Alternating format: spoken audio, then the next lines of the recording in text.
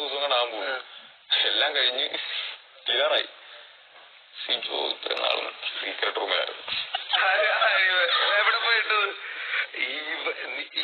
നീ പറഞ്ഞ 50 ദിവസം മുന്നേ പോയാലേ ഇങ്ങനെ പറഞ്ഞോണ്ട് എന്റെ പറഞ്ഞു നീ ഇത്ര നാൾ എവിടെയായിരുന്നു?